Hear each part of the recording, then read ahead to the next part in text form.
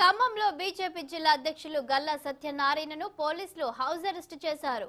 నగరంలోని శ్రీనగర్ కాలనీలో నివాసం ఉంటున్న సత్యనారాయణ ఇంటికి వెళ్లిన పోలీసులు ఉదయం హౌస్ అరెస్ట్ చేశారు.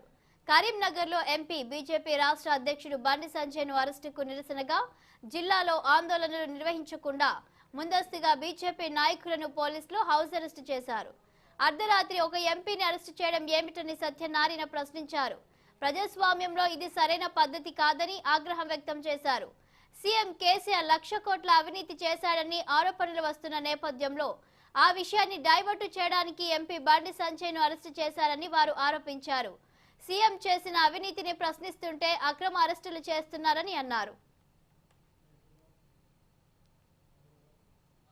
అధ్యక్షులు బండి సంజయ్ కుమార్ గారిని అర్ధరాత్రి పోలీసులు అక్రమంగా అరెస్ట్ చేయడం ఏదైతే ఉందో ఇది ప్రజాస్వామ్యంలో చాలా దుర్మార్గమైనది. వారు కరీంనగర్ పార్లమెంట్ సభ్యులుగా కూడా ఉన్నారు.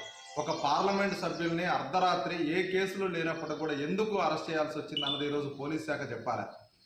మొదటి నుంచి మేము చెప్తా ఉన్నాం, ముఖ్యమంత్రి కేసీఆర్ గారు 1,00,000 కోట్ల అవినీతి చేశారు అని. అందుకు ఉదాహరణ మొన్న రాజ్దీప్ దేశాయ్ గారు ఒక విషయాన్ని చెప్పారు. ఇండియా టుడే ఎడిటర్ గారు, ముఖ్యమంత్రి చంద్రశేఖరరావు గారు నన్ను కలిసి ఈరోజు భారతీయ జనతా పార్టీ దేశవ్యాప్తంగా అధికారంలో ఉంది కాబట్టి దీన్ని ఓడించడం కోసం కాంగ్రెస్ అన్ని పార్టీలు కానీ నాతో కలిసి వచ్చినట్టయితే నేను 1,00,000 కోట్ల రూపాయలైనా ఖర్చు పెట్టి బీజేపీని ఓడించడానికి సిద్ధంగా ఉన్నాను అని చెప్పి ముఖ్యమంత్రి చంద్రశేఖరరావు గారు నాతో చెప్పారు అని చెప్పి రాజ్దీప్ దేశాయ్ గారు, ఎవరైతే ఇండియా టుడే ఎడిటర్ ఉన్నారో వారు చాలా క్లియర్గా చెప్పారు.